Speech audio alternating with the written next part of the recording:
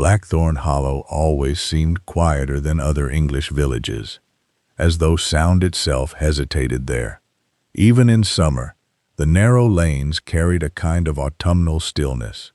Mist clung low over the hedgerows in the early mornings, drifting lazily across crooked stone walls and sleeping gardens where roses drooped beneath beads of rainwater. The cottages leaned toward one another like old women sharing secrets, their chimneys breathing thin ribbons of smoke into a pale sky that rarely appeared fully awake. Somewhere beyond the green, church bells marked the hour with gentle reluctance, the notes swallowed almost immediately by fog. Nothing remarkable ever happened in Blackthorn Hollow, and yet the villagers watched one another constantly. By 7:30 each morning, Mrs. Potts opened the bakery shutters precisely 4 inches before unlocking the door. Colonel Dunsmore walked his aging spaniel along the eastern lane, regardless of weather. Reverend Bellamy crossed the square, carrying the same weathered leather satchel beneath his arm. Routine settled over the village not merely as habit, but as reassurance, proof that life remained obedient, predictable, untouched by scandal, which was perhaps why the death of Eleanor Ashcombe disturbed the village so profoundly. The news arrived softly, not with screams or police whistles, but in whispers, carried between teacups and lowered voices.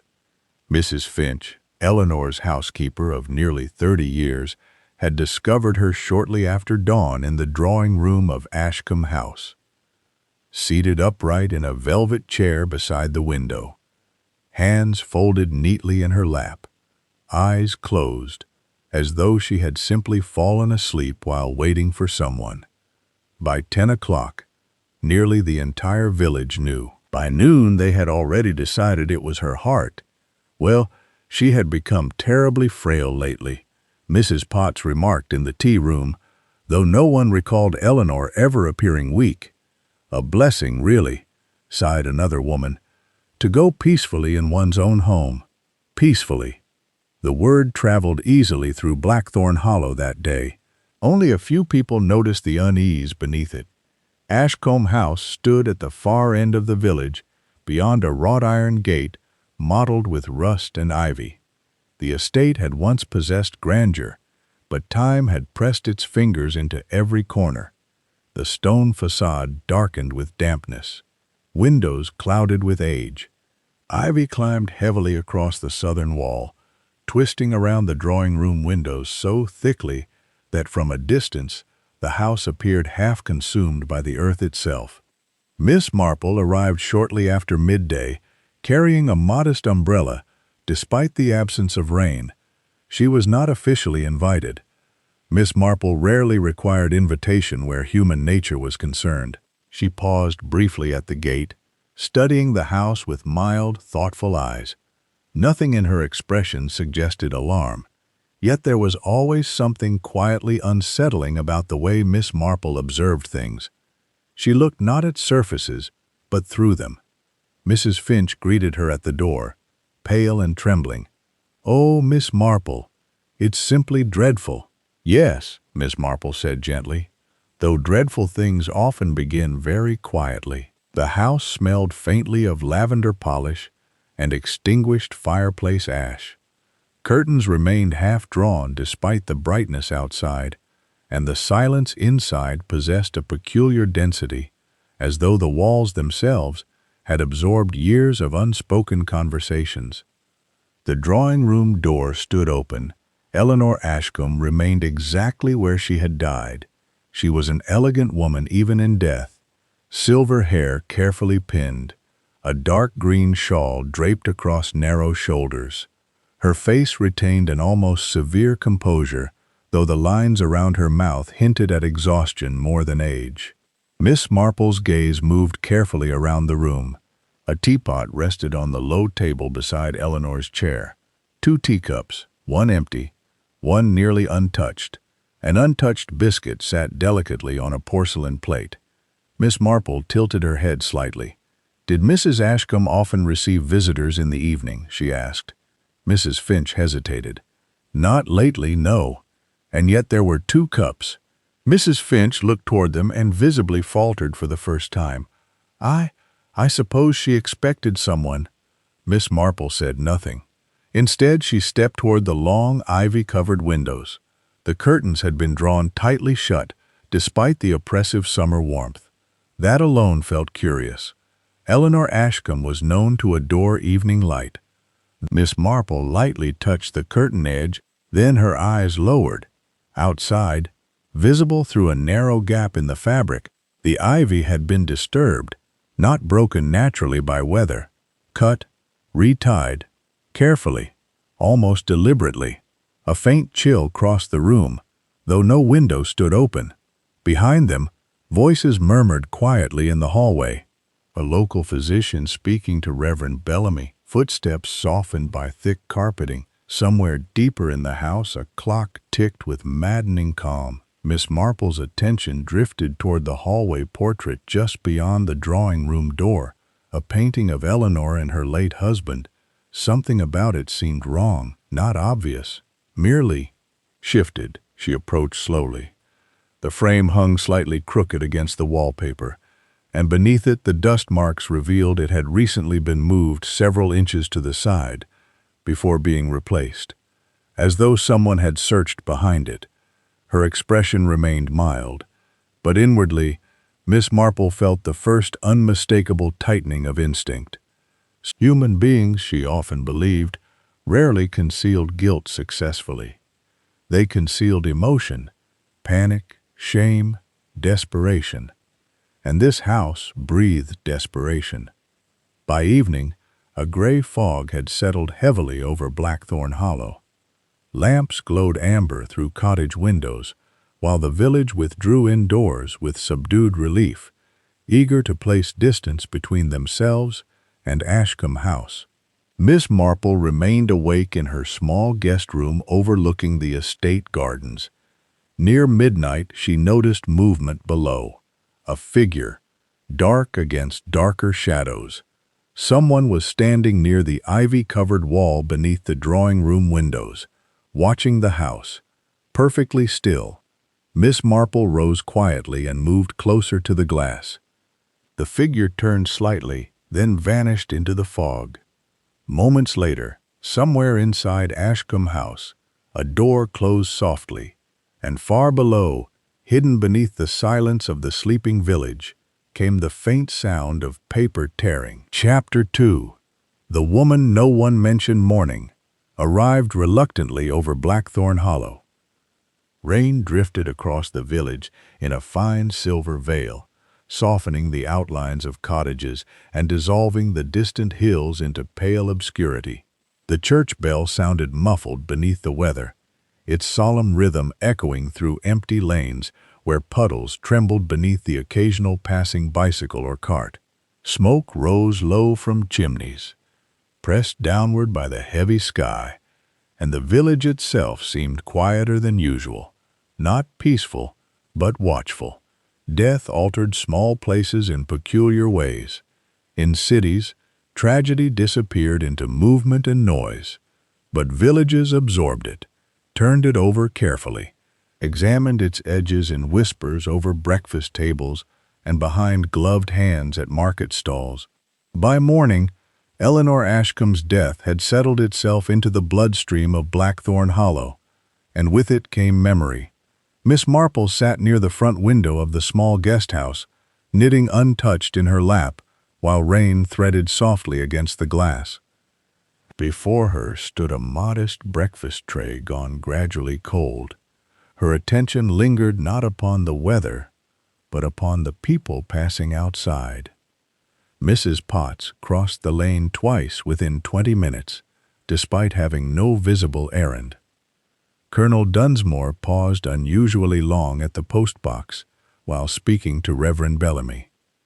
And twice now Miss Marple had observed villagers glance instinctively toward Ashcombe House before lowering their voices. Fear, she reflected quietly, was rarely loud at first. It began as hesitation. There came a gentle knock at the door. "Come in," she called. Mrs. Weaver, the guest house proprietor, entered carrying fresh tea. She was a stout woman with nervous eyes and a tendency to speak only after convincing herself she ought not to. "Ghastly business," she murmured while setting down the tray. Though perhaps not entirely unexpected, Miss Marple looked up mildly. "Oh?" Mrs. Weaver immediately regretted speaking. "Well, not unexpected exactly, only—" She hesitated near the curtains. People did say Mrs. Ashcombe had become rather peculiar these last few years. In what way? Mrs. Weaver folded her hands together tightly. She watched things. Miss Marple remained silent. Every evening just before dusk, Mrs. Weaver continued softly, she'd sit behind those ivy curtains in the drawing room, watching the road, watching the gate, watching the village. A faint draught stirred the room. She was waiting for someone? Miss Marple asked. No one knew. Mrs. Weaver lowered her voice instinctively. Children used to call her the woman behind the ivy. Cruel little things, of course, but her expression clouded uneasily. It did become unsettling after a while. Miss Marple's eyes drifted toward the rain-darkened window. How long had she done this? Oh, years. Years. Not loneliness, then, Miss Marple thought. Expectation. There was an important difference. Mrs. Weaver leaned slightly closer. And there were stories. Villages are very fond of stories. Yes, but this one, she faltered. People claimed they occasionally saw another woman at the window, younger, standing behind the curtains beside Mrs. Ashcombe. Miss Marple's gaze sharpened almost imperceptibly. Did they? Only glimpses, never clearly. Most said it was imagination, but you do not believe it was. Mrs. Weaver gave an embarrassed little laugh. One shouldn't indulge gossip at my age. That, Miss Marple reflected privately, usually meant one absolutely did. After breakfast, she walked slowly toward the village square beneath a dark umbrella. Rainwater collected along the stone gutters, carrying away fallen rose petals and leaves. Somewhere nearby, a piano played faintly through an open cottage window, hesitant scales interrupted repeatedly by mistakes. The village carried on with admirable determination. Yet beneath the ordinary routines lay strain. At the bakery, conversation ceased momentarily when Miss Marple entered. At the butcher's, two women abruptly changed subjects upon hearing Eleanor Ashcombe's name. And outside the solicitor's office, Arthur Ashcombe stood smoking with visible agitation. He was a broad-shouldered man in his late 40s, whose expensive tailoring failed to disguise a certain coarseness around the eyes. There are people, Miss Marple often believed, who appear perpetually offended by life for not admiring them sufficiently.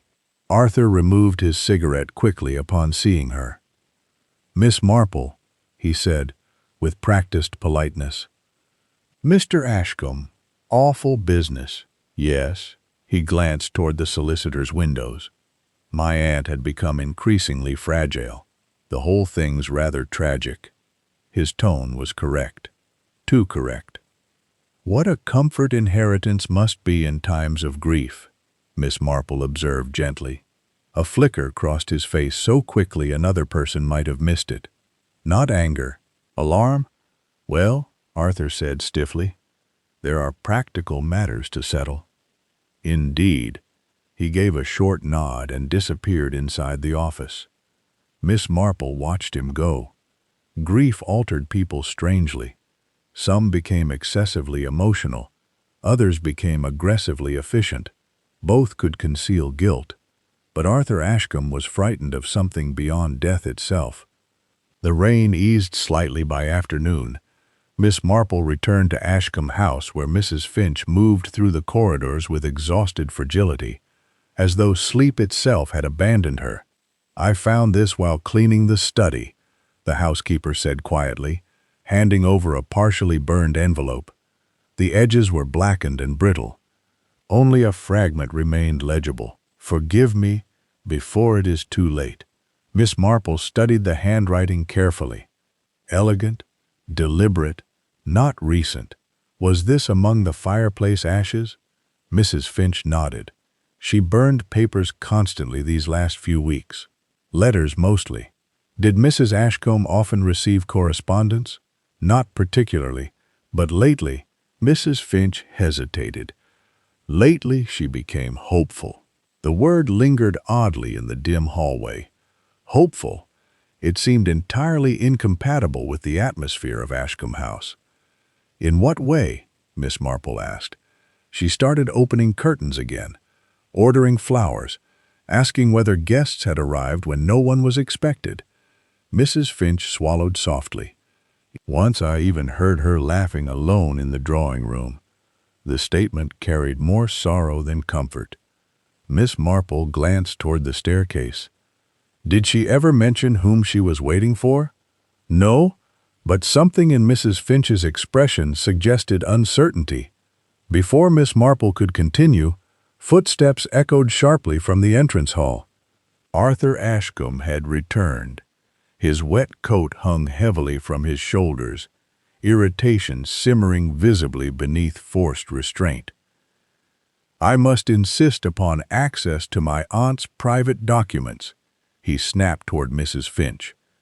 The solicitors require clarification regarding the estate. Mrs. Finch stiffened visibly.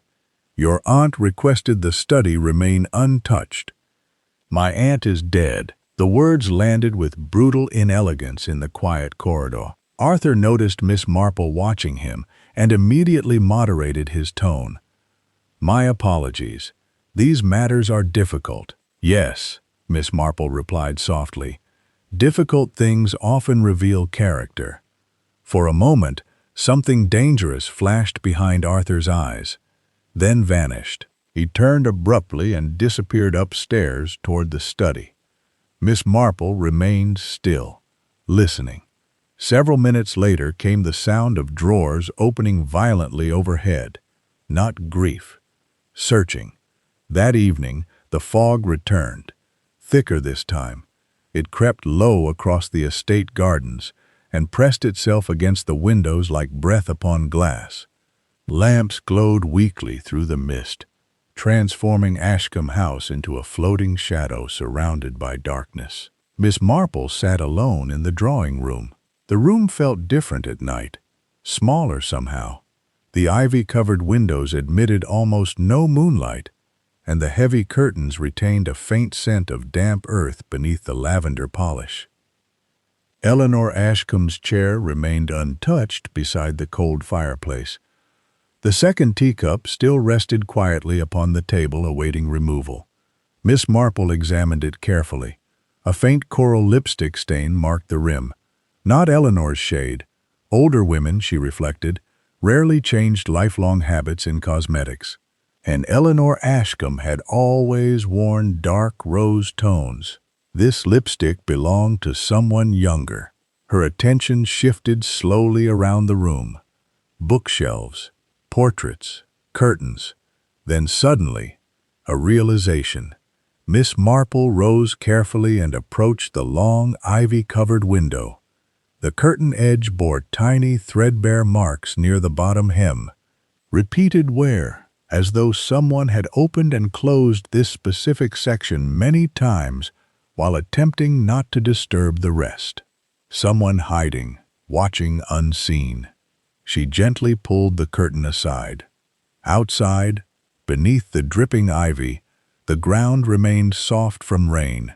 And there, near the stone wall, fresh footprints. Small, narrow. Not from police.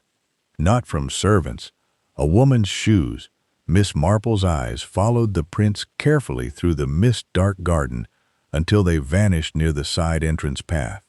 Behind her, somewhere deep within the house, floorboards creaked softly. Not accidental. A pause. Then movement. Someone else was inside the corridor, beyond the drawing room. Miss Marple turned slowly toward the doorway, but before she reached it, a sudden gust from the chimney stirred loose ash across the fireplace. Something pale emerged briefly from beneath the soot, a fragment of paper, half-burned. Miss Marple bent carefully and lifted it free. The handwriting matched the earlier envelope. Only one sentence remained visible. She must never know whose child she truly is. Chapter 3. The Doctor's Ledger. The rain stopped sometime before dawn, though Blackthorn Hollow did not brighten with its passing. Instead, the village emerged beneath a low white sky that flattened color from the landscape and left the world appearing strangely unfinished. Water still clung to hedges and garden gates. The roads gleamed darkly beneath the morning light, and the elm trees surrounding the churchyard dripped with patient rhythm onto old gravestones mottled green with age. Miss Marple had always believed there were certain mornings when villages resembled human faces after grief, composed, functioning, but altered in small, irrevocable ways. Blackthorn Hollow looked precisely so.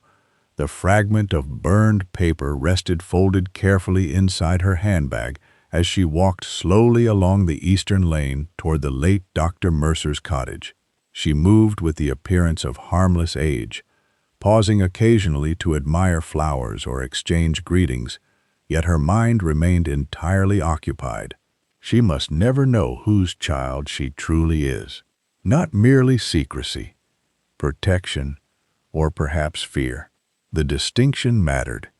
A milk cart rattled faintly in the distance, while crows circled lazily above the church tower.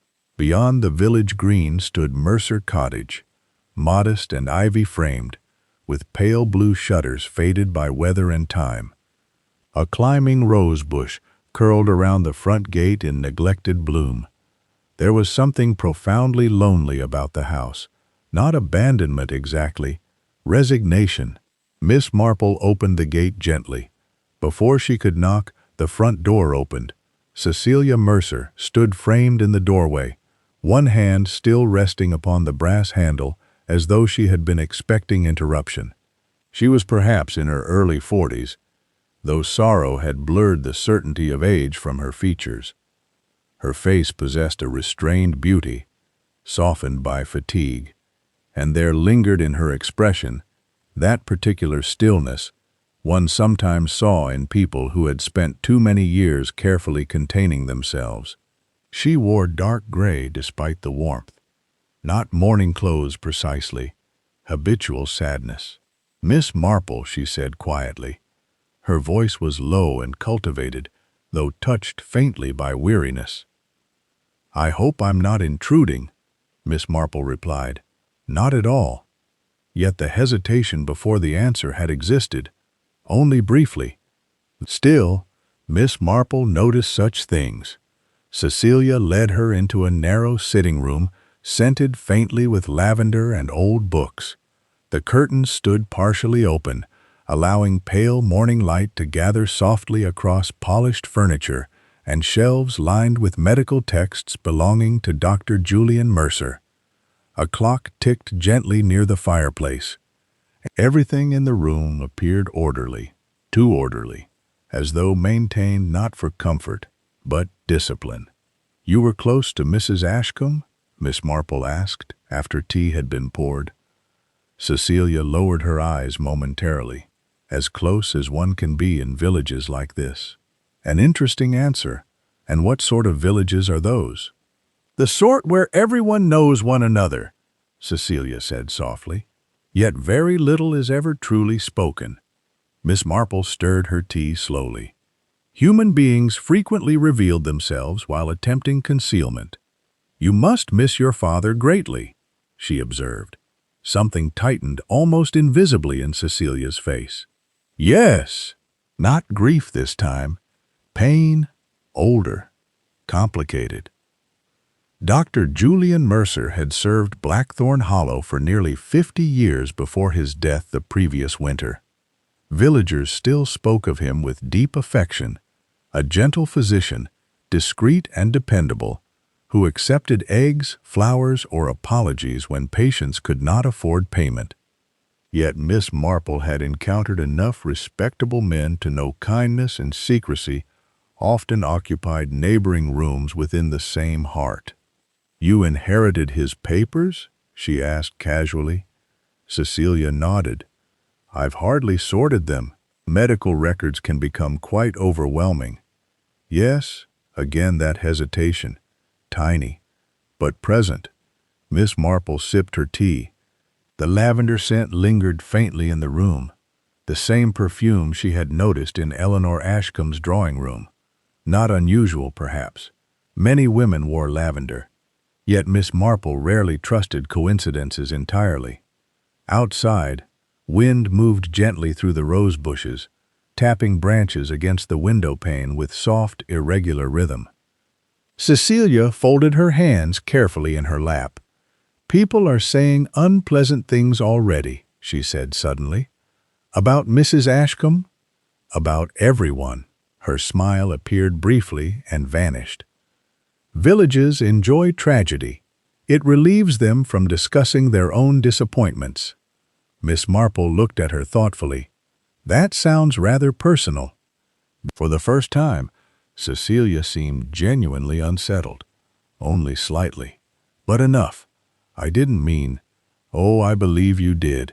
Silence settled between them. Not hostile, measured. Miss Marple had often found silence more revealing than interrogation. Most people feared it enough to fill it themselves. Cecilia rose quietly. My father kept some parish records upstairs. Reverend Bellamy thought they might interest you. Interesting. Not resistance, then. Deflection. Miss Marple followed her upstairs through a narrow corridor, lined with framed botanical sketches. The upper study overlooked the rear garden, where rainwater collected in stone basins beneath overgrown hedges. Dr. Mercer's study remained almost untouched since his death. The air carried the dry scent of paper and old tobacco. Shelves climbed the walls from floor to ceiling. Medical ledgers rested in meticulous rows beside anatomical diagrams yellowed with age. Dust lingered upon the desk except for one recently cleared section near the center. Someone had been searching here. Miss Marple's eyes moved there instinctively. Cecilia noticed. I've tried organizing things, she said quickly. Of course. Miss Marple approached the shelves slowly. Doctors, she reflected, became custodians of hidden lives, affairs, illnesses, illegitimate births, quiet humiliations. Entire histories existed inside ledgers, written in careful ink by men trusted never to speak, and secrets had weight. Enough weight, sometimes, to kill. She selected one ledger at random. Village consultations, dates, prescriptions, normal. Another volume, house visits, childbirths, deaths, still normal. Then a third, this one thinner than the others. Its spine showed signs of handling more recent than the surrounding books. Miss Marple opened it gently. Several pages had been removed, not torn carelessly, cut, precisely. Her gaze sharpened slightly. Cecilia stood near the doorway watching her, too calmly. You noticed that before? Miss Marple asked. Yes? And? I assumed Father removed them himself. Did he often destroy records? No? The answer came too quickly. Miss Marple turned another page. Blank spaces interrupted the chronology. Dates missing. Years earlier, approximately 45 years ago, an unpleasant little current stirred quietly beneath her thoughts. Behind her, Cecilia moved toward the window. My father believed privacy mattered, she said softly, particularly for women. There it was again. Not conversation. Personal defense. Miss Marple closed the ledger carefully. And Mrs. Ashcombe? She asked lightly. Did he attend her frequently? Cecilia's shoulders stiffened almost imperceptibly. She suffered from nerves. Nerves can mean many things. Yes. Another silence. This one heavier. Outside, clouds drifted low across the hills beyond the village. Somewhere downstairs, the clock chimed 11 with hollow gentleness. Miss Marple studied Cecilia quietly. There was no obvious malice in her, no theatrical grief, no greed. Instead, she carried something far more dangerous: long memory. People shaped by long unhappiness often became skilled at concealment. Pain, when endured quietly for years, developed elegance. And elegance could be deeply deceptive. Miss Marple returned the ledger to the shelf. As she did, something slipped loose from between the pages and fluttered soundlessly to the carpet. A folded note, yellowed with age. Cecilia moved instantly, too instantly. But Miss Marple had already bent to retrieve it. Their hands nearly touched. For the first time, genuine alarm appeared in Cecilia Mercer's face. Not fear of scandal, fear of recognition. Miss Marple unfolded the paper carefully. The handwriting was unmistakably Dr. Mercer's, brief, hurried. She must never know whose child she truly is. The exact same sentence, but beneath it, another line, fainter, as though written later in trembling ink. Eleanor insists the truth would destroy her. The room became very still. Wind pressed softly against the window glass. Miss Marple lifted her eyes slowly toward Cecilia, and in that suspended moment, she saw something pass across the other woman's face so raw and fleeting it scarcely resembled expression at all. Not guilt, woundedness, ancient and buried, then it vanished. Cecilia stepped backward toward the doorway. "My father," she said quietly, "spent his life protecting people from things they believed they could not survive." Miss Marple folded the note carefully. And did he succeed? For several seconds, Cecilia did not answer. When she finally spoke, her voice had altered somehow, thinner now, almost exhausted beneath restraint. "No," she said softly, "I don't believe he did." A floorboard creaked somewhere below them. Both women turned instinctively toward the sound. Then came the unmistakable noise of the front door closing downstairs. Cecilia frowned faintly. "I wasn't expecting anyone." Miss Marple listened. Silence followed. No footsteps, no voice. Only the distant ticking of the house clock. Cecilia moved quickly from the room. Miss Marple followed. Together they descended the staircase into the narrow hallway below. Empty. The front door stood slightly ajar. Cold air drifted inward from the garden. On the small table beside the entrance lay a single object that had not been there moments earlier. An old photograph, its edges worn nearly white with age. Miss Marple picked it up slowly. The image showed a much younger Eleanor Ashcombe standing beside a handsome dark-haired man before the ivy-covered gardens of Ashcombe House. And in Eleanor's arms, a baby girl. Chapter 4. Ashes in the Fireplace. The photograph remained in Miss Marple's hand longer than was necessary. Not because it was remarkable in itself, though it carried a certain faded elegance, the kind that old images often acquire when memory tries to soften reality, but because of what it displaced in the present moment. Silence. Not the ordinary silence of an empty hallway, but something more deliberate, as though the house had just exhaled and was now waiting to see whether it had been noticed. Cecilia stood motionless beside her. "That wasn't there before," she said quietly. Her voice was controlled, but control was not the same as calm. Miss Marple had known many people who spoke softly while standing at the edge of emotional fracture. "No," Miss Marple agreed. She studied the photograph again.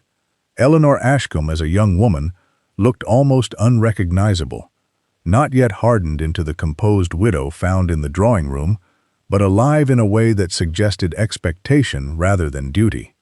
The man beside her was unknown to Miss Marple, though something about his posture suggested an outsider, a visitor rather than a resident, someone who did not belong to the rhythms of village life.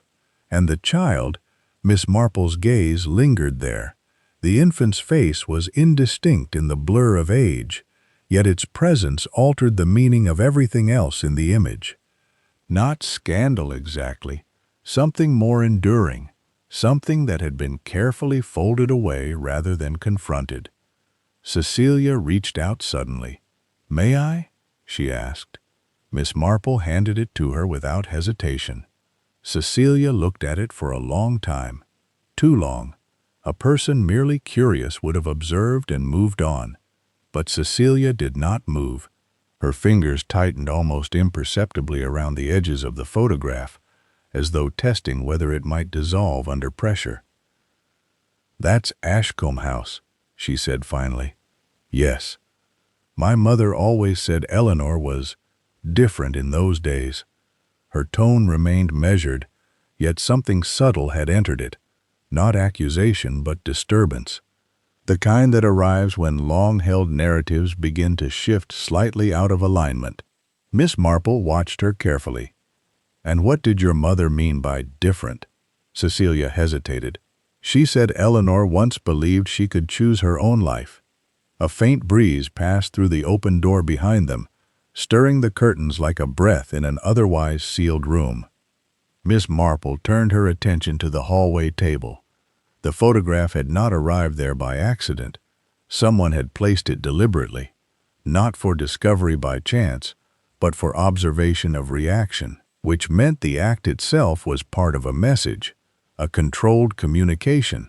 "Your father's study," Miss Marple said gently, "has been disturbed recently." Cecilia looked up sharply.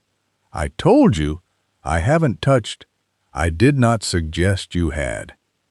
The correction was soft, but it settled something uneasily between them.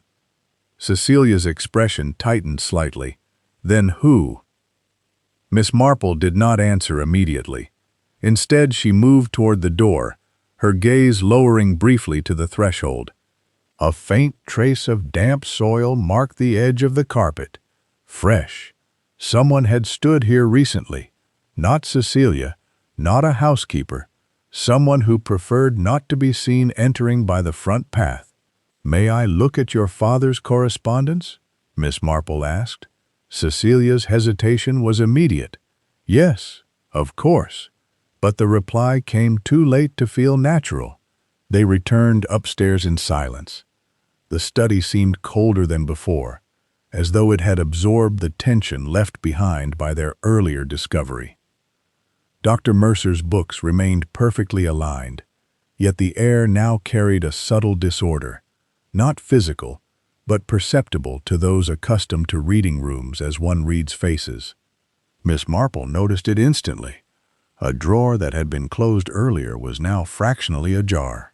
Someone had returned, and left again. Without haste, Cecilia crossed to the desk. "I don't understand what you're looking for," she said quietly. "Patterns," Miss Marple replied. "That is not an answer." "It often is," Miss Marple said gently. She opened another drawer. This one contained personal effects rather than medical records. A fountain pen, a folded handkerchief, a small brass key, and several letters tied together with faded ribbon. The letters were addressed in various hands, most formal, some urgent, one particularly worn at the edges. Miss Marple untied the ribbon carefully. Cecilia watched without speaking. The first letter was from a solicitor regarding inheritance matters, the second from a parish official. The third, Miss Marple paused slightly. The handwriting changed, more delicate, less restrained. She read silently, then slowly lowered the page. Cecilia's voice was quiet. "What is it?" Miss Marple did not answer immediately. She selected another letter from beneath it, and another. Each one bore the same recurring name in different contexts: financial arrangements, private consultations, medical visits scheduled outside usual hours, not unusual individually. Together, something else entirely. Cecilia stepped closer. "Miss Marple?" Miss Marple placed the letters back carefully into the drawer. "When did your father begin attending Mrs. Ashcombe privately?" she asked. Cecilia frowned. "He didn't." The reply came too quickly again. Miss Marple looked at her. "Are you certain?" "Yes. He always spoke of her as a patient like any other. And yet these letters suggest otherwise. Cecilia reached for one of them, scanning it quickly. Her face changed slightly as she read, not dramatically, but enough for Miss Marple to notice the precise moment certainty began to erode. "That cannot be correct," Cecilia said, more to herself than to Miss Marple. "Why not?" "Because—" She stopped. For the first time since Miss Marple had met her, Cecilia appeared genuinely uncertain of her own memory. Miss Marple closed the drawer softly. Outside, the wind rose briefly, pressing against the house with damp insistence. "There is something else," Miss Marple said. Cecilia looked up. The ivy outside Mrs. Ashcombe's drawing-room window was recently cut and retied. "Yes, the police mentioned it. It was done with care," Miss Marple continued, "not by someone attempting entry, but by someone ensuring it would appear undisturbed after entry had already occurred." Cecilia's expression tightened again. "You believe someone was inside the house before her death?" "I believe," Miss Marple said slowly, "that someone has been inside that house for a very long time." The silence that followed was heavier than before. Downstairs, the front door suddenly closed, not softly this time, firmly. Cecilia turned instinctively. "Mrs. Finch?" she said uncertainly. But Miss Marple was already moving toward the stairs. They descended together. The hallway below was empty again. Yet something had changed. The air smelled faintly of smoke. Miss Marple moved toward the drawing room. The fire had been lit, not fully, just enough. Ash stirred faintly in the grate, as though recently disturbed. The room was warm in a way it had not been earlier. Not comforting warmth, but residual heat, the kind left behind by hurried hands. On the mantelpiece stood a small brass lighter. Not Eleanor's. Miss Marple picked it up. Cecilia appeared behind her. "I don't recognize that," she said quickly. Miss Marple turned the lighter over in her hand. Then she noticed something else. A narrow metal box partially concealed behind the fireplace screen. She bent carefully and drew it out. Cecilia's breathing shifted slightly. "That isn't—" Miss Marple opened the box. Inside were fragments of burned paper, carefully collected rather than discarded. Someone had been reconstructing what had been destroyed, piece by piece. Slowly, deliberately, Miss Marple sifted through them gently. Most were unreadable, until she found one fragment large enough to preserve a single line. She read it once, then again. Cecilia moved closer. "What does it say?" Miss Marple did not immediately reply, because for a moment even she seemed to consider the weight of it. Finally she spoke softly. "It is a letter from Dr. Mercer to Eleanor Ashcombe." "Yes?" A pause. Then Miss Marple turned the fragment slightly so Cecilia could see. Only a portion remained visible, but it was enough.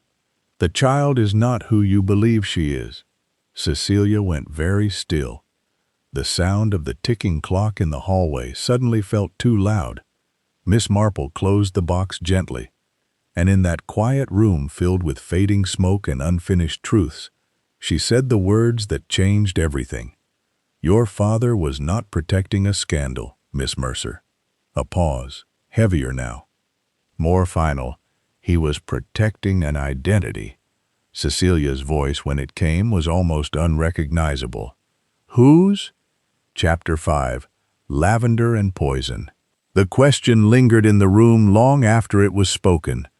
"Whose?" Cecilia Mercer's voice had not carried the usual restraint now. Something had cracked beneath it, small but irreparable. Not loudly, not dramatically, the way porcelain fractures when heat reaches it too quickly.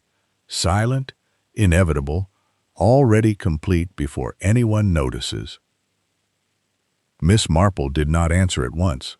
Instead, she looked at the fragment of burned paper still resting in her hand, as though it might yield a further truth if observed long enough. But ink, once consumed by flame, rarely offered generosity twice. Outside, The wind pressed against the drawing-room windows with renewed persistence. The ivy trembled faintly, its wet leaves tapping irregularly against the glass like impatient fingers. "It is never wise," Miss Marple said at last gently, "to assume a question has only one answer." Cecilia gave a short, breathless laugh. "That is not comfort." "No," Miss Marple agreed. "It is observation." The silence that followed was different now, less stable, as though something unseen had been removed from beneath it. From the hallway the clock struck softly, each chime falling into the room like a careful reminder that time continued, regardless of understanding. Miss Marple moved toward the mantelpiece. The brass lighter remained where she had placed it, its surface dulled by fingerprints. She picked it up again, turning it slowly between her fingers. "Mrs. Ashcombe did not smoke," she said thoughtfully. "No," Cecilia replied, "and yet someone kept this here." A faint hesitation. "Perhaps a visitor." "Yes," Miss Marple said. "Perhaps." She set the lighter down with deliberate care. The fire in the grate had nearly died now, leaving only faint orange embers beneath gray ash. Yet the smell in the room was unmistakable. Lavender, not the light domestic scent of polish or soap, but something more concentrated, almost deliberate. Miss Marple turned slightly toward the fireplace.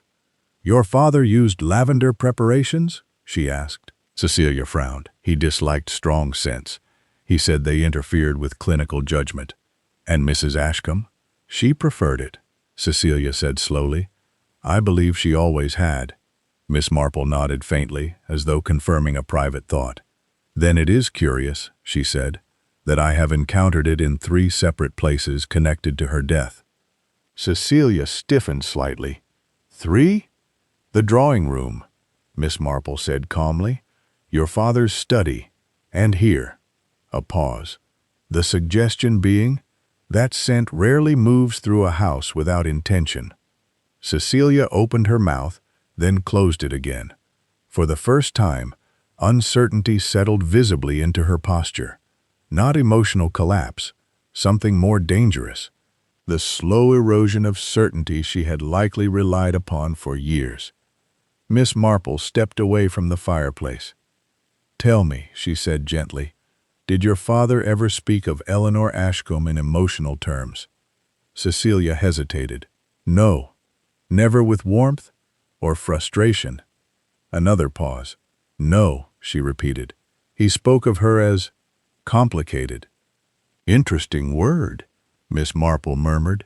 Outside, rain began again, soft at first, then gradually more insistent, as though the weather itself had chosen to listen. Miss Marple continued quietly. "Complicated is often what people say when they are trying not to reveal what they truly know." Cecilia looked away. "That is not always fair." "No," Miss Marple agreed again. "It is not." A knock sounded at the door. Both women turned. Mrs. Finch entered hesitantly, her apron damp from rain, her expression strained, as though she had been carrying unspoken news too long to contain it. "I'm sorry to disturb," she said, "but the inspector has asked about Mrs. Ashcombe's medication." Miss Marple's gaze sharpened slightly. "Medication?" Cecilia turned quickly. "She wasn't on anything serious," she said. Mrs. Finch looked uncomfortable. "She had been taking tinctures for her heart. Dr. Mercer prescribed them years ago."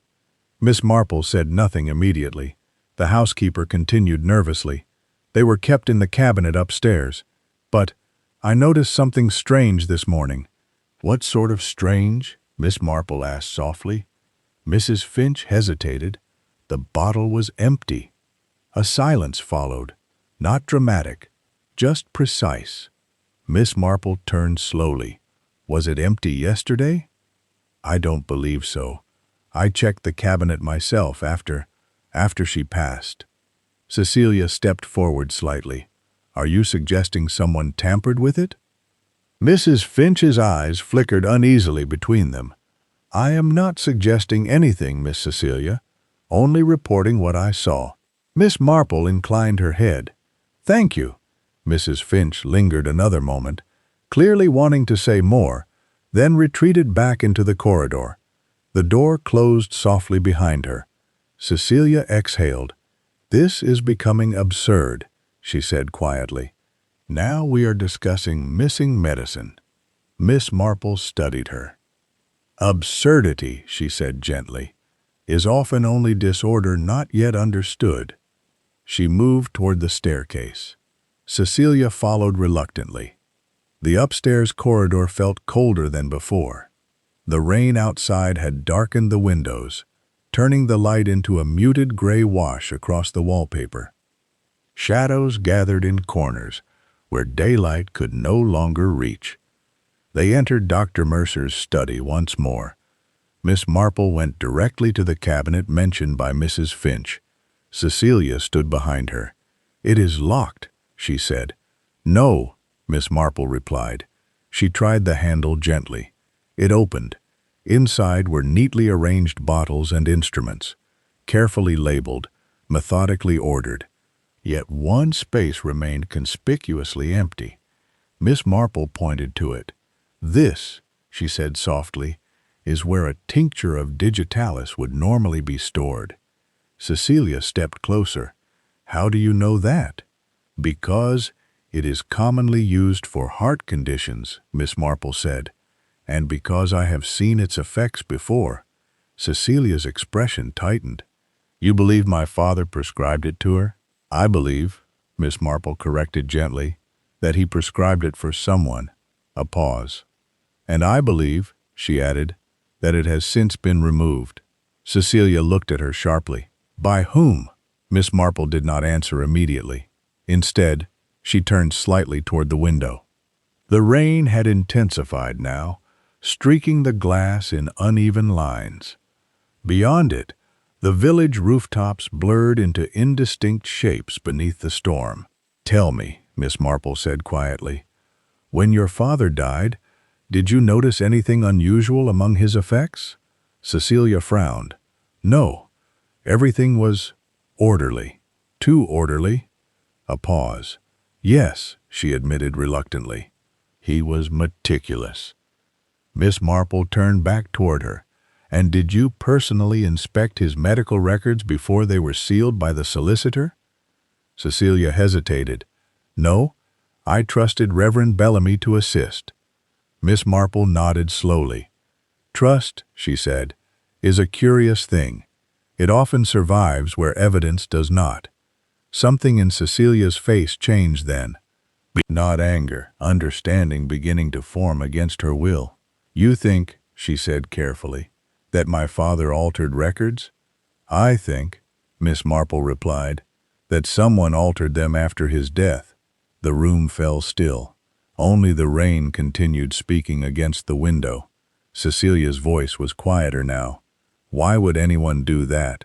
Miss Marple walked slowly back to the desk. She picked up one of the remaining ledgers, opened it, flipped to a marked gap, then closed it again. "Because," she said softly, "the truth recorded here does not match the truth being lived outside it." A silence. Then Cecilia spoke, barely above breath. "What truth?" Miss Marple looked at her for a long moment. Then she said it, calmly, precisely. "The child Eleanor Ashcombe bore was not given away." A pause that seemed to stretch unnaturally through the room. "She was raised," Miss Marple continued gently, "within this village." Cecilia went very still, and in that stillness, something finally irreversibly shifted. Not fear, not denial, recognition. As though a locked door inside her mind had begun to open despite every attempt to keep it shut. Outside, thunder rolled softly over Blackthorn Hollow, and Miss Marple, watching Cecilia Mercer's face carefully, understood that the question now was no longer what had happened to Eleanor Ashcombe, but who had been standing behind the ivy curtains all along. Chapter 6. The Hidden Daughter. The words lingered in the room like moisture after thunder. She was raised within this village. Cecilia Mercer did not respond at once.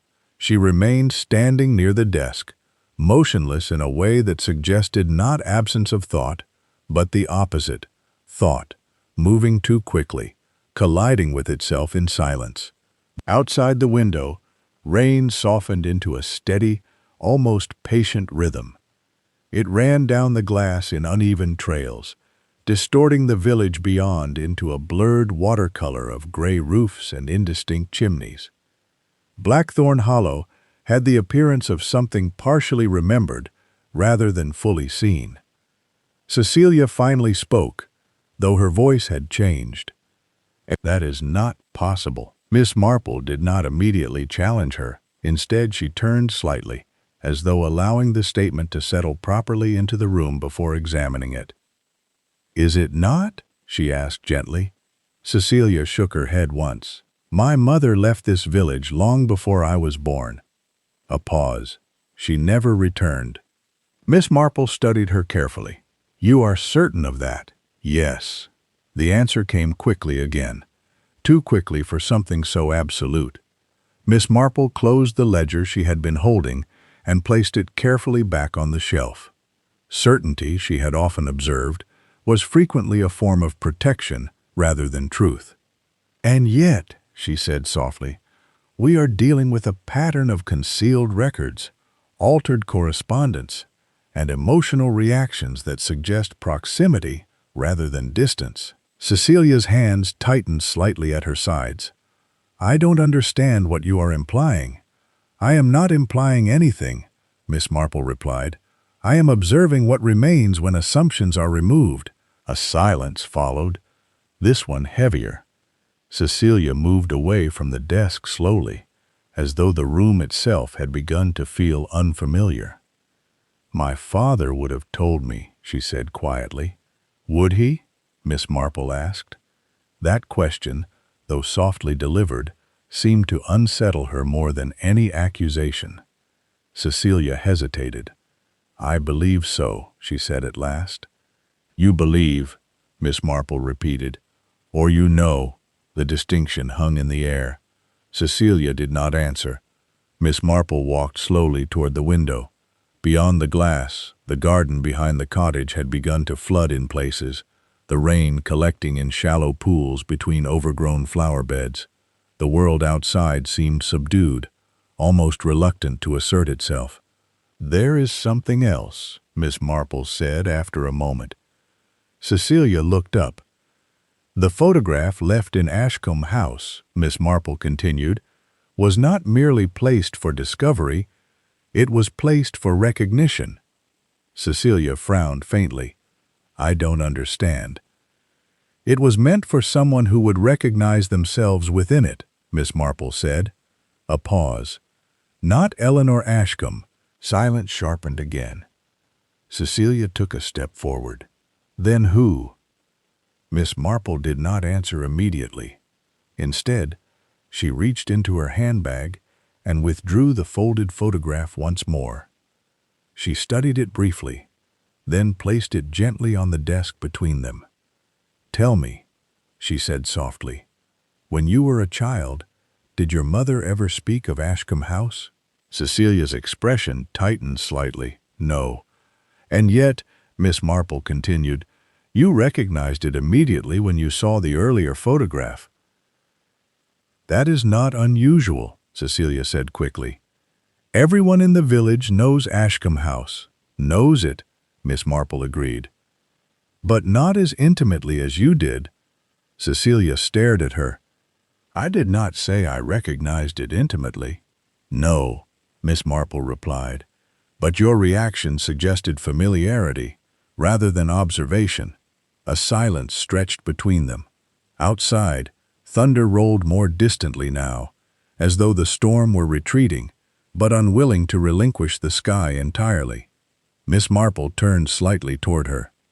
"Your father's notes," she said gently, "contain repeated references to secrecy concerning a child, not merely illegitimacy, but identity." Cecilia's voice lowered. "What identity?" Miss Marple regarded her carefully. "That is what we are attempting to understand. A long pause followed. Then Cecilia spoke again, more slowly this time. "If what you are suggesting is true, then Eleanor Ashcombe did not lose a child." Miss Marple nodded faintly. "She concealed one." The words settled heavily. Cecilia stepped back, almost imperceptibly. "That would mean—" She stopped. Miss Marple waited. It was often in the stopping that truth revealed itself. Cecilia continued, quieter now. "That would mean someone in this village—" She did not finish the sentence. Miss Marple did not press her. Instead, she walked slowly toward the cabinet once more. "There is another possibility," she said softly. Cecilia looked up. That the concealment was not only of birth, but of upbringing. A pause. "Children," Miss Marple continued, "do not vanish into thin air in villages like this. They are accounted for, observed, remembered, even when inconvenient." She turned slightly, which means the question is not whether the child survived. Her gaze met Cecilia's, but where they were placed. Cecilia's face had become very still. Why would anyone place a child here and conceal it from Eleanor herself? Miss Marple's expression softened slightly. "That depends," she said, "on whether Eleanor was meant to believe the child was gone." The room seemed to contract subtly around that idea. Cecilia spoke almost in a whisper. "You think she was deceived?" "I think," Miss Marple replied carefully, "that she was led to believe a particular version of events for reasons that benefited others." A pause. "And I think your father knew precisely what those reasons were." Cecilia looked down at her hands. For a moment, she appeared less composed, less controlled, not falling apart, but shifting beneath something too large to hold comfortably. "He kept saying," she murmured, almost to herself, "that certain truths destroy families." Miss Marple observed her quietly. "And do you believe that?" Cecilia hesitated. "I used to." The admission carried weight, not confession, erosion. A sound suddenly echoed from downstairs, a door closing. Both women froze. This time, it was not the wind, not imagination. Footsteps followed, measured, deliberate. Someone had entered the house. Cecilia turned sharply toward the doorway. "I didn't expect—" But Miss Marple was already moving. They descended the staircase together once more, the air in the corridor noticeably colder now, as though the house had absorbed the storm's aftermath and retained its chill. The front hall was dim. Rainlight filtered weakly through the stained glass panel beside the door. The footsteps had ceased, but the presence remained. Miss Marple stepped forward first, then stopped. On the hallway table lay something that had not been there earlier, a second photograph, this one more recent, less formal. It showed a young woman standing at the edge of Ashcombe House's garden, partially obscured by ivy. Cecilia inhaled sharply behind her. "That is impossible," she said. Miss Marple picked it up slowly. The woman in the photograph bore a striking resemblance to Cecilia Mercer. Not identical, but unmistakably connected. The same structure of face, the same quiet stillness in expression, only younger. And beneath the photograph, written in ink that had not yet fully dried, was a single line: "She never left the village." Miss Marple lowered the photograph slightly, and for the first time since arriving in Blackthorn Hollow, her expression changed. Not alarm, not surprise, something quieter, something far more profound. Recognition forming. Behind her, Cecilia whispered, "Miss Marple." But Miss Marple was no longer looking at her. She was looking at the empty doorway, because whoever had left the photograph was still inside the house. Chapter 7. The Inheritance of Grief. The silence that followed the discovery in the hallway did not feel empty. It felt occupied. as though something unseen had stepped between the words and refused to move aside. Miss Marple remained still for several seconds, her gaze fixed upon the open doorway where presence had been felt, but no figure revealed itself. The house, however, offered no further movement, only the faint settling sounds of old wood adjusting to weather and weight, and the distant ticking of a clock that seemed suddenly too measured, too deliberate. Cecilia Mercer stood behind her, one hand resting lightly against the banister, as though anchoring herself. "That photograph," she said at last, her voice low. "I have never seen that woman before." Miss Marple turned the image over in her hands once more. The garden behind Ashcombe House, the ivy thick enough to conceal a person half in shadow, and the resemblance that had been too precise to dismiss, yet too incomplete to fully understand. "No," Miss Marple said softly, "you have not." A pause. "But your body recognized her before your mind did." Cecilia frowned faintly. "That is not possible." "It is often the case," Miss Marple replied gently, "that recognition precedes understanding, particularly when something has been forgotten rather than learned." The words lingered between them. Cecilia stepped forward slowly now, taking the photograph from Miss Marple's hand. She studied it for longer this time, her expression tightening gradually, not with fear, but with something more unsettling, disorientation, as though a familiar room had subtly shifted while she was not looking. "This is not my family," she said finally. Miss Marple observed her carefully. "Are you certain?" "Yes," but the certainty lacked its earlier firmness.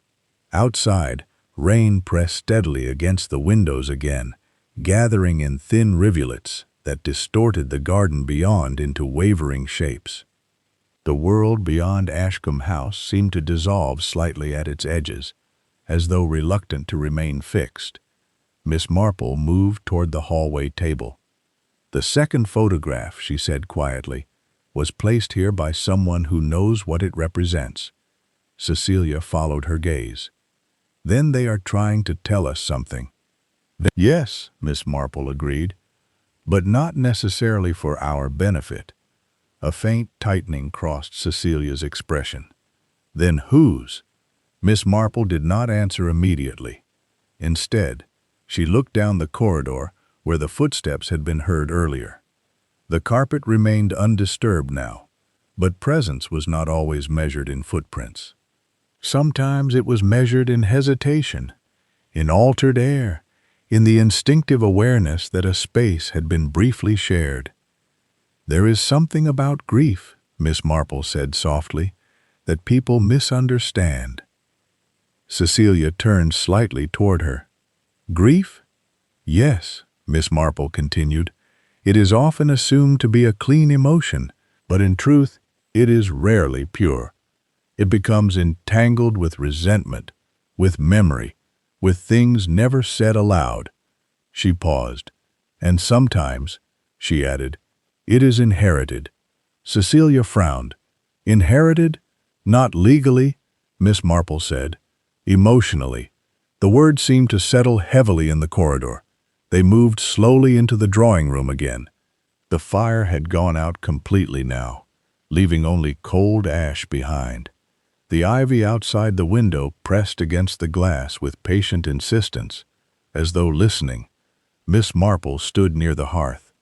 "Tell me," she said gently, "what did your mother speak of Eleanor Ashcombe?" Cecilia hesitated. "Very little, but not nothing." A pause. Cecilia's voice lowered slightly. "She spoke of her as someone who had everything, yet still managed to lose it." Miss Marple nodded faintly. "That is not hatred," she observed. "That is interpretation." Cecilia looked at her sharply. "You are suggesting my mother resented her." "I am suggesting," Miss Marple said calmly, "that your mother understood her in a way that you may not yet have considered." A silence followed. Outside, thunder rolled faintly in the distance again, though the storm itself seemed to have moved further away. Cecilia stepped toward the window. She left this village when I was very young, she said quietly. She rarely spoke of it afterwards, only once, when she was ill. Miss Marple watched her. And what did she say? Cecilia hesitated. She said, "Some people are not punished by what happens to them, but by what they are forced to become." The words hung in the room. Miss Marple inclined her head slightly. "That is a very precise observation," she said softly. Cecilia gave a faint, uncertain shrug. She was not a sentimental woman. "No," Miss Marple agreed. "People rarely are when they have survived something they cannot explain." A knock sounded at the front door, this time sharper, more urgent. Mrs. Finch entered moments later, visibly shaken, rain clinging to her coat and hair. "I am sorry," she said breathlessly. "Inspector Dawes is here. He insists on speaking with Miss Mercer immediately." Cecilia stiffened. "Now?" "Yes," Mrs. Finch replied. "He says there has been a development." Miss Marple exchanged a brief glance with Cecilia. "Let him in," she said quietly. Moments later, heavy footsteps crossed the hall. Inspector Dawes entered, a broad-shouldered man with tired eyes and the controlled impatience of someone accustomed to uncertainty, disguised as order. He nodded briefly to Miss Marple. "Miss Marple, Inspector." His gaze shifted to Cecilia. "Miss Mercer." Cecilia inclined her head stiffly. "There has been a complication," he said without preamble. Miss Marple's eyes narrowed slightly. "In what way?" Dawes hesitated. "The post-mortem findings are not consistent with natural heart failure." A stillness spread instantly through the room. Cecilia's breath caught faintly.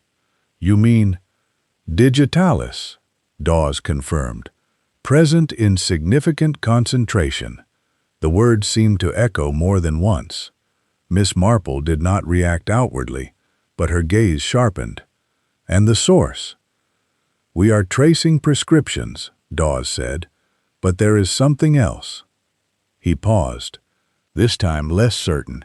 The housekeeper reported a missing ledger from Dr. Mercer's study, one that was not listed among the sealed documents. Miss Marple looked at him steadily. "And?" Dawes exhaled slowly. "We found it." A silence followed. He reached into his coat and produced a thin, worn notebook. It was hidden behind a loose panel in the study. Cecilia stepped forward instinctively. Miss Marple raised a hand slightly. "May I?" Dawes hesitated, then handed it to her. Miss Marple opened it carefully. The pages were filled with Dr. Mercer's handwriting, meticulous, restrained, and increasingly tense as the entries progressed. Dates, observations, names. Then she stopped. A particular page drew her attention, not because of what it said, but because of what it implied. She read silently. Once, then again, Cecilia watched her face closely. "What is it?" she asked. Miss Marple did not answer immediately. Instead, she closed the notebook slowly and placed it on the table between them. Her voice, when it came, was very quiet. "This ledger records a child born in Blackthorn Hollow," she said. A pause. "A child who was never officially registered." Cecilia's expression tightened. "That is not uncommon in older records. But," Miss Marple interrupted gently, "it also records the presence of that child within this household." Silence fell again. Inspector Dawes frowned. "You mean the Ashcombe estate?" Miss Marple looked at him briefly. "Yes?" Cecilia's voice had become almost inaudible. "You are saying Eleanor raised her own child here, in the village, in secret?" Miss Marple turned slightly toward her. "I am saying," she replied softly, "that the child was not hidden from the village." A pause. "But from one specific person." Cecilia's breath caught. "Who?"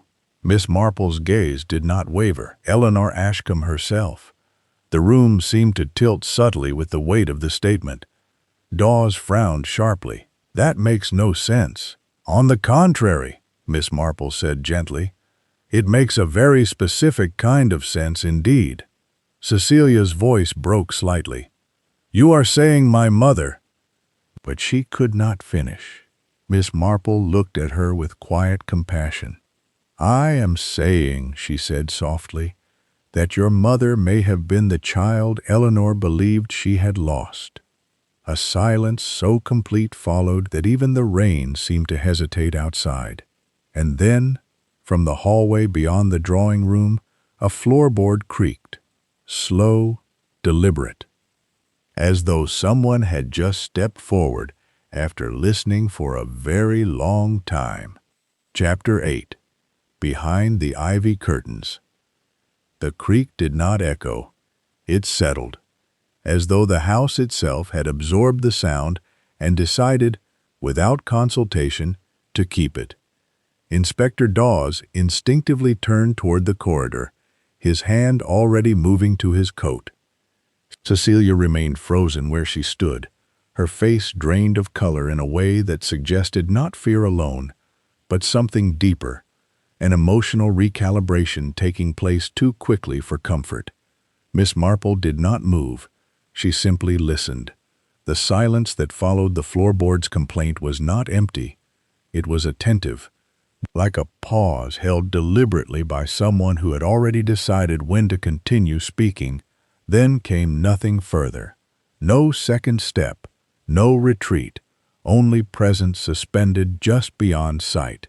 Miss Marple's gaze shifted slightly toward the doorway. "Inspector," she said softly, "I believe we are no longer alone in the obvious sense."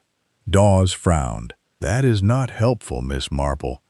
"No," she agreed gently, "but it is accurate." Cecilia finally spoke, her voice strained. "Who is it?" No one answered. The corridor remained unchanged, yet the feeling of occupancy persisted, a subtle imbalance, as though the air had been disturbed by something that knew exactly how to remain unnoticed. Miss Marple took a slow step forward. "Sometimes," she said thoughtfully, "people remain in places not because they wish to be hidden, but because they are waiting to be seen correctly." Inspector Dawes moved slightly. "That could be anyone in the house." "Yes," Miss Marple replied, "it could," but her eyes remained fixed on the threshold. A long pause followed. Then quietly she spoke again. "Miss Mercer, earlier you said your mother left this village when you were very young." Cecilia nodded faintly. "Yes, and you believed she never returned." "Yes." Miss Marple regarded her carefully. "Did you ever see photographs of her after she left?" Cecilia hesitated. "No, not many." "Strange," Miss Marple murmured. "For someone so present in the memories of others." A faint tightening crossed Cecilia's face. "I don't understand what this has to do with—" "It has to do," Miss Marple said gently, "with absence." She turned slightly toward the corridor again. "Absence is often curated." Inspector Dawes exhaled impatiently. "This is not the time for philosophy." "No," Miss Marple agreed. "It is the time for observation." A second sound emerged then, not a step, a breath, barely audible, from somewhere just beyond the hallway arch. Cecilia turned sharply. "I heard—" The sound stopped immediately, as though it had never existed. Miss Marple raised a hand slightly, not to silence, but to steady. Then she walked forward, slowly, deliberately, each step measured not for caution, but for understanding. The corridor beyond the drawing room was dimmer than before, shadows gathering more densely in corners where daylight failed to reach. The wallpaper seemed older here, its floral pattern faded into something almost abstract. And then Miss Marple saw it, the ivy curtains, not outside, inside. A heavy drape of patterned fabric hung across a secondary doorway further down the hall, something she had not noticed before. It blended too well with the house, as though it had always been part of it. but the pattern was ivy. Cecilia followed her gaze. "That door leads to the old rear chamber," she said slowly. "It has not been used in years." Inspector Dawes frowned. Why would anyone install curtains over an unused room? Miss Marple's voice was quiet. "Because unused rooms," she said, "are sometimes the most carefully preserved." She approached the curtain. Cecilia's voice trembled slightly. "Miss Marple, perhaps we should wait for—" But Miss Marple had already drawn it aside. The door behind it was slightly ajar. Darkness pooled within. Not empty darkness, occupied darkness. The smell reached them first. Lavender, strong, undeniable. Inspector Dawes moved closer, drawing a torch from his coat. The beam cut into the room and revealed stillness, a small interior chamber, furnished modestly but carefully. A bed, a chair, a narrow writing table, and on the wall, photographs, dozens of them, pinned, arranged, not randomly, but chronologically. Cecilia inhaled sharply behind them. "No," Miss Marple stepped inside. The air was warmer here, lived-in warmth, not recent abandonment, but sustained occupancy. Her eyes moved across the photographs. Eleanor Ashcombe at various stages of life. A young woman in the village square, sitting outside the church, standing beside Dr. Mercer, and always, just out of full light, a second figure, a young girl growing over time. Same face, same eyes. Cecilia's voice cracked. "That is me." Inspector Dawes turned sharply. "What?" Cecilia stepped forward unsteadily. "That's me," she repeated, more quietly now. Those are my childhood photographs." Miss Marple said nothing. She moved slowly along the wall. The images continued. Cecilia as a child outside Mercer Cottage. Cecilia in school uniform. Cecilia speaking with villagers in the square. All taken without apparent intrusion. All within Blackthorn Hollow. All carefully preserved. Cecilia staggered slightly. "I don't understand." Miss Marple turned toward her gently. "You were not brought into this village," she said softly. A pause. "You were kept within it." Cecilia shook her head. "That's impossible. I would remember—" "Would you?" Miss Marple asked. The question was not sharp, only careful. Cecilia stopped speaking. Inspector Dawes looked between them. "This is beginning to sound—" But Miss Marple raised a hand. "Inspector, please." He fell silent. Miss Marple stepped closer to the far wall. There, beneath the photographs, was a final image. Older, faded, Eleanor Ashcombe, standing beside the ivy curtains of Ashcombe House. And beside her, a woman. Not Eleanor, not Cecilia, but unmistakably connected. Same structure of face, same stillness, only aged. Cecilia whispered, "My mother?"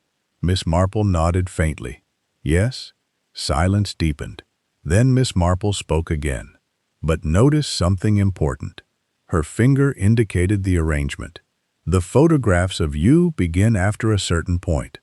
Cecilia looked and froze, because she saw it too. A sudden discontinuity in time. Before that moment, no images of her at all. After, constant documentation. Cecilia stepped back slowly. "That means—" Her voice faltered. "No," she whispered. "No, that can't be right." Inspector Dawes frowned. "What are you suggesting?" Miss Marple turned toward him. "I am suggesting," she said quietly, "that someone began recording Cecilia's life only after she had already become part of a controlled narrative." A pause. "And that before that point, she may not have been where she believed she was." Cecilia's breathing quickened. "I lived with my mother," she said, almost desperately. "I remember," but she stopped. Mid-sentence, as though something had caught inside her memory and refused to move further. Miss Marple watched her carefully. Memory, she knew, was not a perfect archive. It was a reconstruction, shaped by repetition, suggestion, and emotional necessity. Cecilia pressed a hand to her temple. I remember leaving. Her voice fractured slightly. But I don't remember coming back. Silence. Inspector Dawes stepped forward. This is too speculative. But Miss Marple interrupted softly. Then let us return to what we know. She turned toward Cecilia. The ivy curtains in Ashcombe House were not merely concealment. A pause. They were observation. Cecilia looked up slowly. Observation of what? Miss Marple's expression softened almost imperceptibly. Of a life that had been arranged, without its owner's awareness. The room felt suddenly smaller. Outside, the wind rose gently against the house, and in the ivy-draped chamber behind them, one final photograph slid from the wall. Landing silently on the floor, Miss Marple bent to retrieve it. She looked at it once, then went still, because the image did not show Cecilia, not Eleanor, not the village. It showed a young girl standing at the threshold of Ashcombe House, looking directly into the camera, as though she had always known she was being watched. And beneath it, written in Eleanor Ashcombe's handwriting, "My granddaughter must never know what she truly is." Chapter 9. A Kindness Too Late. No one spoke for a long time after the photograph fell. It lay upon the floorboards of the hidden chamber, as though it had chosen its final resting place deliberately, the faded ink beneath it still visible in the dim light. The words written in Eleanor Ashcombe's hand seemed less like a statement now, and more like a judgment passed quietly through time. My granddaughter must never know what she truly is. Inspector Dawes eventually broke the silence, though his voice had lost some of its earlier certainty. This is becoming increasingly difficult to interpret in any rational framework. Miss Marple did not look up immediately. Rational frameworks, she thought, were often the first casualty of long-held emotional secrets. Cecilia Mercer stood very still, not frozen now in shock alone, but suspended in something deeper, an internal struggle between recognition and refusal. Her eyes remained fixed on the fallen photograph, yet she made no move to retrieve it. I don't understand, she said quietly. Why would my mother or Eleanor do this? Her voice lacked accusation, only exhaustion. Miss Marple picked up the photograph carefully. There are many reasons, she said gently, but very few that begin with cruelty. Cecilia gave a faint, strained laugh. That is not comforting. No, Miss Marple agreed, but it is often true. The room felt heavier now, not because of what had been discovered, but because of what could no longer be unseen. Inspector Dawes moved slightly, adjusting his stance, as though attempting to regain professional footing. So we are suggesting, he said carefully, that Mrs. Ashcombe concealed her own grandchild within this village, and that Dr. Mercer was complicit in the concealment. Miss Marple turned toward him. I am suggesting, she said softly, that Dr. Mercer may not have understood the full structure of what he was protecting. A pause. And that Eleanor Ashcombe was not acting alone. Cecilia looked up sharply. Then who else? Miss Marple did not answer immediately. Instead, she moved slowly toward the wall of photographs again. Her gaze traced the arrangement carefully now. Not the images themselves, but the spacing between them, the gaps, the rhythm, the deliberate absence of certain years. Human beings, she reflected, rarely constructed patterns by accident when emotion was involved. Even disorder had its own internal logic. Cecilia, Miss Marple said gently, when you spoke earlier of your childhood, you described your mother as having left the village when you were very young. Yes. But your memories, Miss Marple continued, contain no continuity of departure. Cecilia frowned faintly. What do you mean? I mean, Miss Marple said softly, there is no remembered journey. No transition, only presence and absence. Silence followed. Inspector Dawes shifted uneasily. Memory is unreliable under stress, he muttered.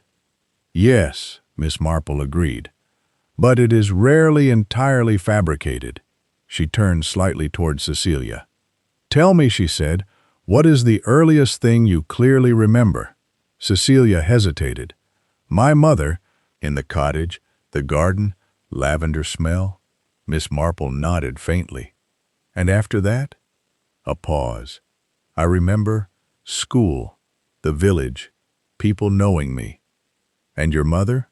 She was always there. The words seemed to falter as she spoke them. Miss Marple observed her carefully. Always there, she repeated softly. Cecilia's brow tightened slightly. Yes, and yet, Miss Marple said, you have no memory of her interacting with Eleanor Ashcombe. Cecilia hesitated. That is not unusual. Eleanor was not part of our daily life. Not even in passing. A pause. No. Miss Marple nodded slowly. And Dr. Mercer? Cecilia's expression shifted slightly. He visited occasionally. Did you ever accompany him? Cecilia opened her mouth, then stopped. A subtle confusion crossed her face, as though the question had disturbed something not fully formed. I don't think so, she said slowly. Miss Marple watched her carefully, noted the hesitation, noted the uncertainty, noted the lack of resistance.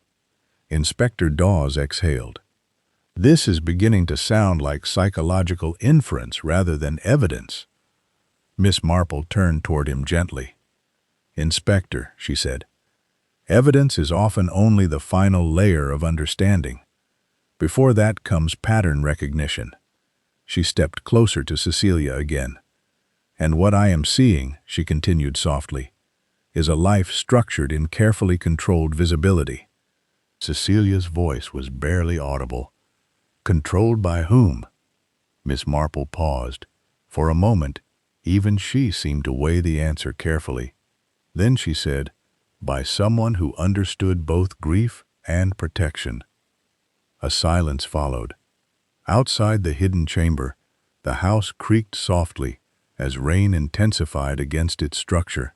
The sound felt distant now, almost irrelevant compared to the quiet tension contained within the ivy-lined room. Cecilia suddenly spoke again. If I am her granddaughter, her voice broke slightly, then where is my mother? The question was not dramatic. It was simple, and therefore more devastating. Miss Marple looked at her for a long moment. Then she walked slowly toward the far corner of the room, where one final section of wall remained partially obscured by overlapping photographs. She reached out gently and moved one image aside. Behind it, a small wooden panel, older than the rest of the structure, recently disturbed. Inspector Dawes noticed immediately. That wasn't visible earlier. No, Miss Marple agreed softly. Cecilia stepped closer, her breath shallow now. What is it? Miss Marple did not answer. She placed her hand carefully on the panel and pressed. It gave way with a soft click. Behind it lay a narrow, concealed compartment, not large, not elaborate, but clearly intended. Inside, a single leather-bound journal. Miss Marple lifted it slowly. The air in the room seemed to tighten as she opened it. Cecilia leaned forward instinctively. Inspector Dawes moved closer as well. The first pages were dated, handwritten entries, carefully maintained. Miss Marple began to read. Silence deepened. Then, her expression changed, very slightly, but unmistakably. Cecilia noticed immediately. What is it? She asked again, more urgently now. Miss Marple turned a page, then another, and finally spoke, her voice quieter than before. Cecilia? A pause. You were not raised by your mother alone. The words landed heavily. Cecilia froze. What do you mean? Miss Marple closed the journal gently and looked at her directly. "I mean," she said softly, "that your mother never left Blackthorn Hollow." A silence so complete followed that even the rain seemed to pause against the glass. Cecilia whispered, "Then who raised me?" Miss Marple's answer came with a quiet finality that altered everything that had come before. "Eleanor Ashcombe did."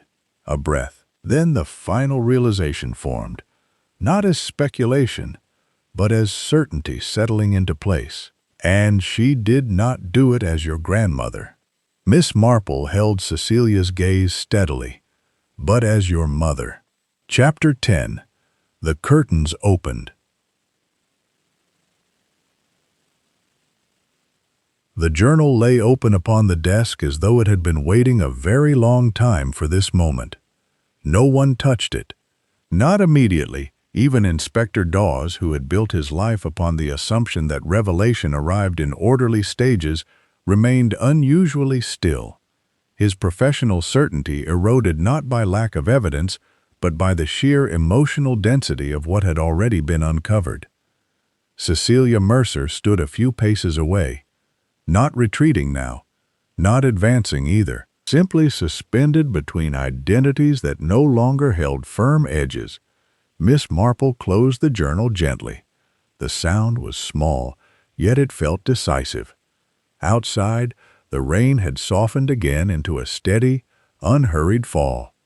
The ivy outside the hidden chamber moved slightly against the window, as though the house itself had begun to breathe more evenly after too long holding its breath. When Miss Marple finally spoke, her voice was calm, not triumphant, not explanatory, simply attentive to truth as it had finally arranged itself.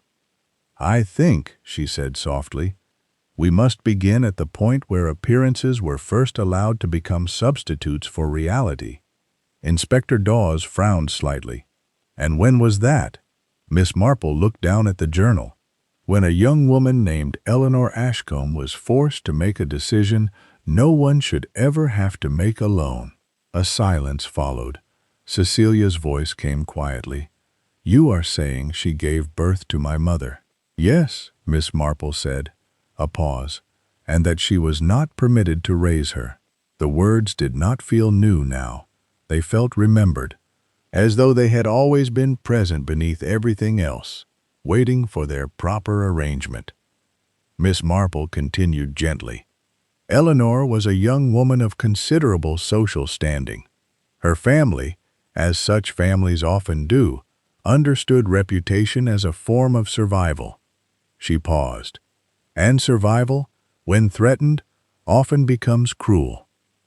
Inspector Dawes shifted slightly. "So the child was taken away."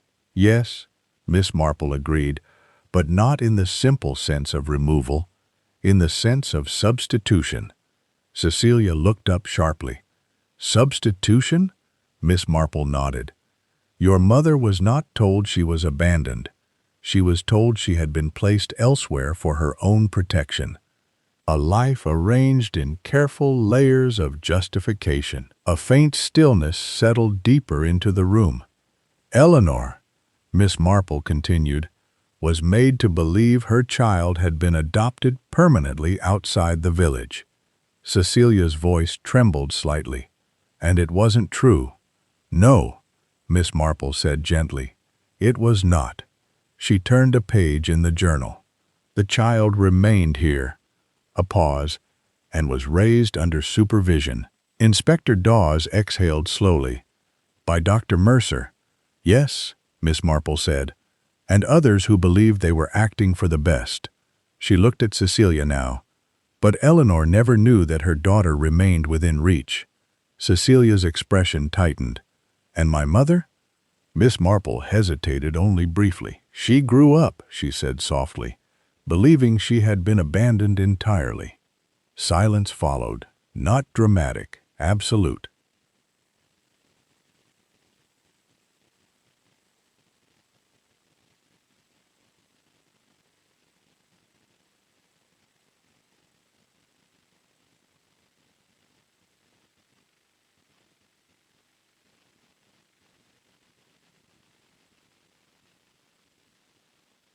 Cecilia stepped back slightly. Then why?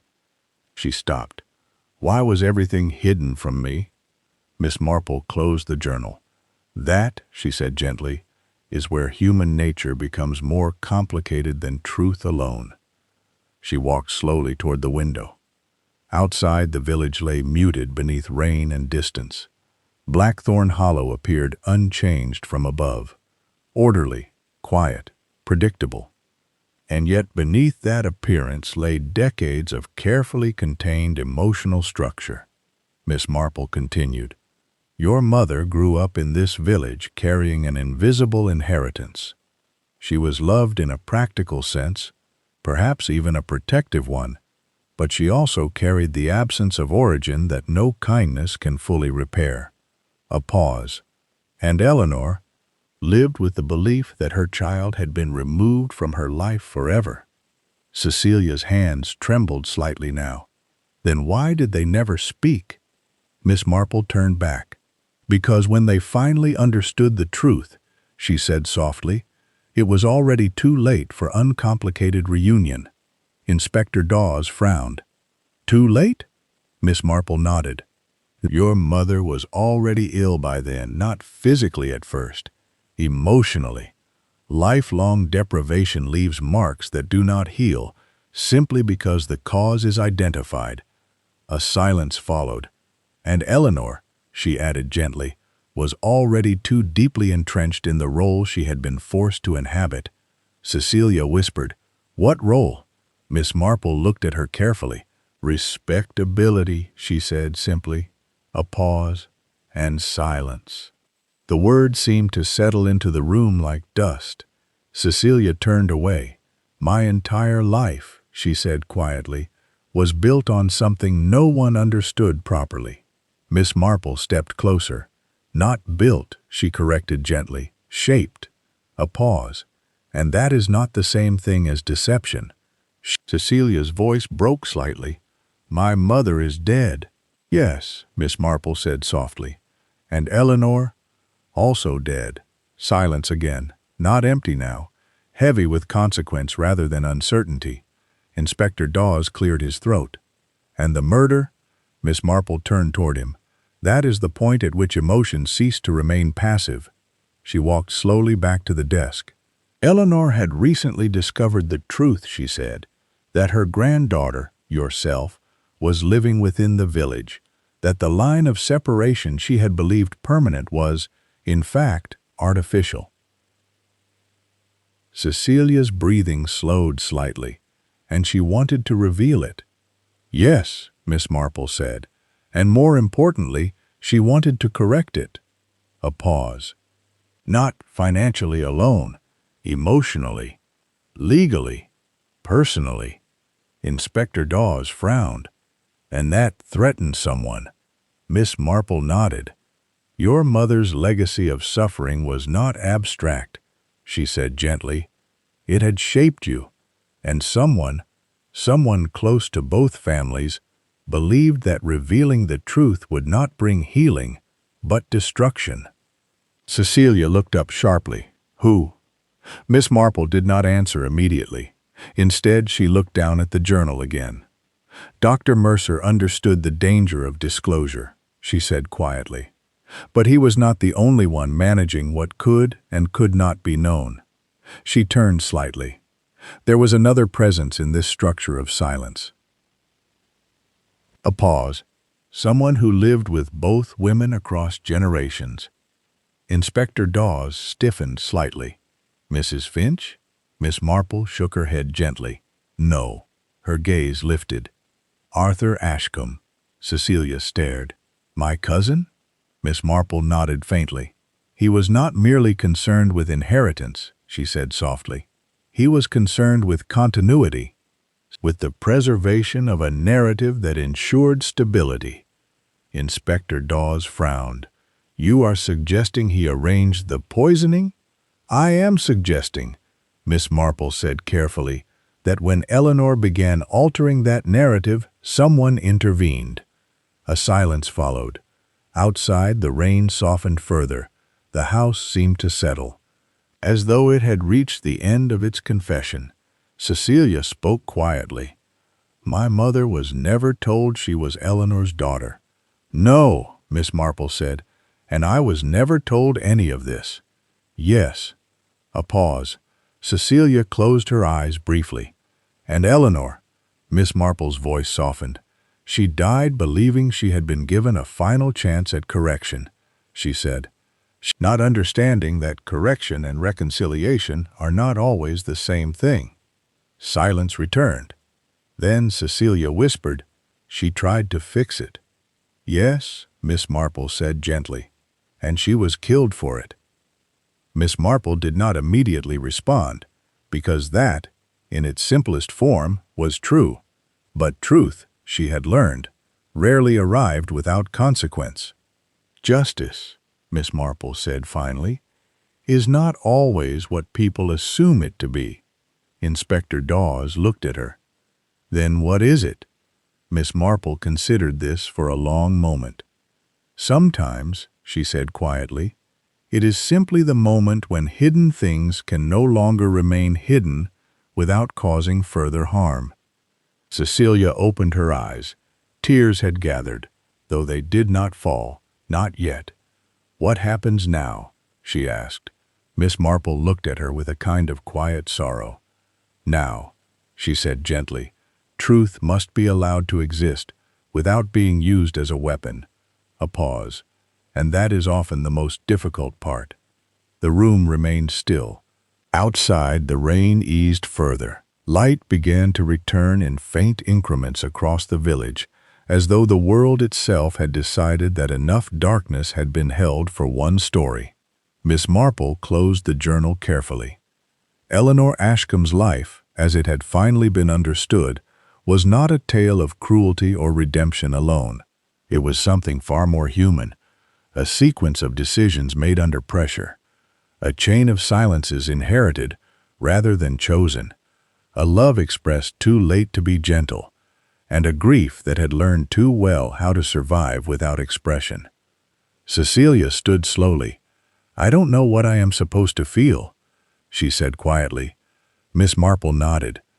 "That," she replied softly, "is entirely natural." A pause.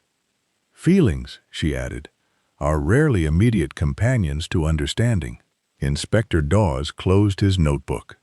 Outside, the village of Blackthorn Hollow began to return to itself, slowly, cautiously, as though uncertain whether it had truly survived what had passed through it. Miss Marple looked once more at the ivy outside the window, then spoke almost to herself. "It is remarkable," she said softly, "how often the most terrible things in life are not born of malice." A pause. "But of people attempting, however imperfectly, to protect one another." Silence followed, and in that silence there was no resolution that felt complete, only recognition, only the quiet acceptance that truth, once revealed, does not always bring peace. Sometimes it simply changes the shape of sorrow. And as Miss Marple finally turned away from the ivy-lined chamber, she understood, as she so often did, that the most enduring mysteries were never about death at all, but about the fragile, imperfect ways in which human beings try and fail and try again to love one another without causing harm. Outside, Blackthorn Hollow continued to breathe, and somewhere within its quiet streets, life resumed, unchanged on the surface, but never quite the same beneath it.